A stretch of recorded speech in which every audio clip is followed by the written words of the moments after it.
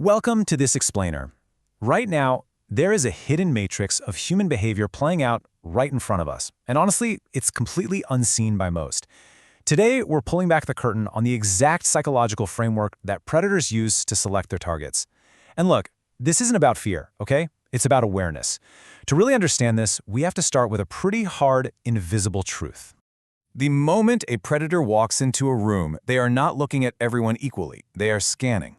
Within minutes, they have already identified who in that room is the easiest target, not because that person is weak, not because they did anything wrong, but because they are carrying specific signals that every predator is trained by experience to recognize instantly. Today, we are going to show you exactly what those signals are, because the only thing that makes this work is that the people being targeted have never been told what is being looked for. We're going to break this down by looking at the hidden selection process, isolation, weaponized empathy, the danger of self-doubt, and finally, how you can become truly invisible to them. Section 1. The hidden selection process. Okay, let's dive into this, because victim selection is literally never random. The source material defines the selection process not as a search for weakness, which is what most people assume, but as the targeted identification of specific behavioral and circumstantial signals. A predator doesn't just bump into someone and decide to target them by pure bad luck. No, they are actively looking for markers. When we understand this process, we instantly strip away the invisibility that makes predators so consistently successful. If you know what they're looking for, you can absolutely control the signals you're broadcasting. Section 2. Isolation and unresolved pain. These are really the first two major signals predators are actively scanning for.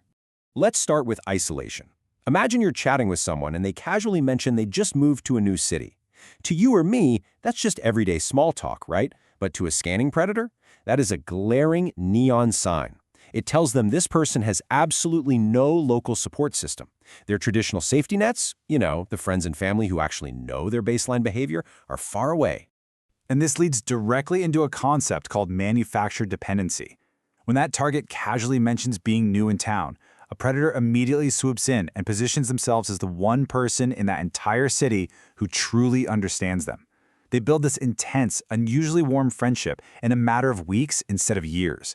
They rush that intimacy so fast that before the target even realizes what's happening, the predator has essentially become their entire local support system.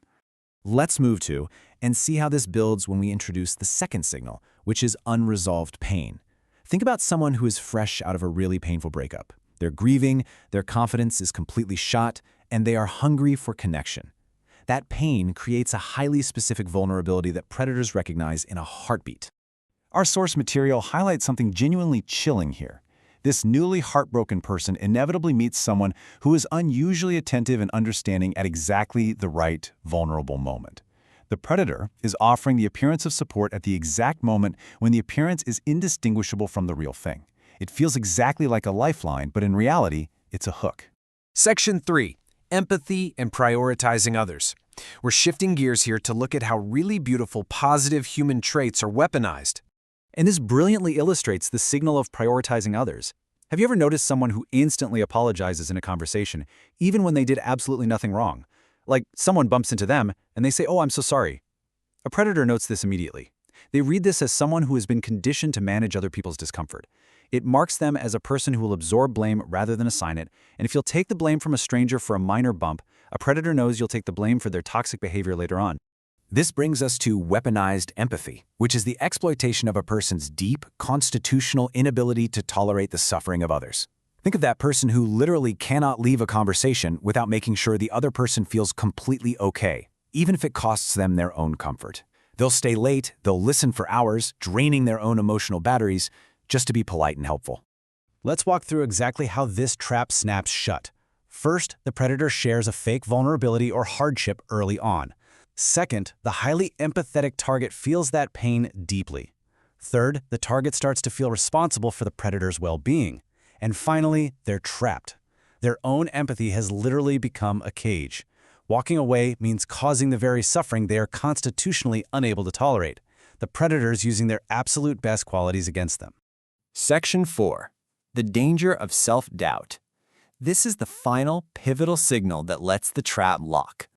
For a predator's trap to work, they absolutely rely on a target's lack of self-trust.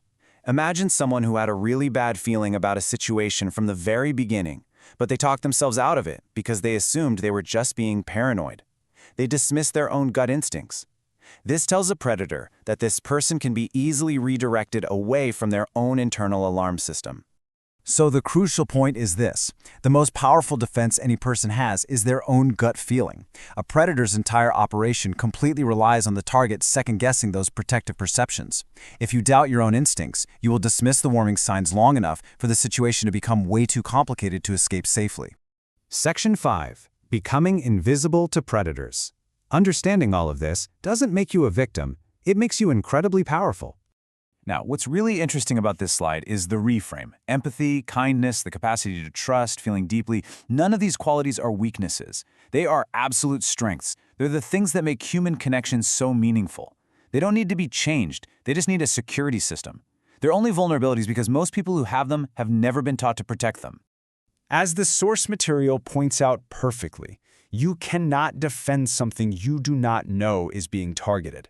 That is the core takeaway of this entire explainer. Simply knowing their playbook completely removes your vulnerability to it. Once you know your empathy is a target, you stop handing it out freely to people who haven't earned it. You were never randomly chosen. You were read. And the moment you understand what was read and how to protect it, you become someone that predators pass over without a second glance.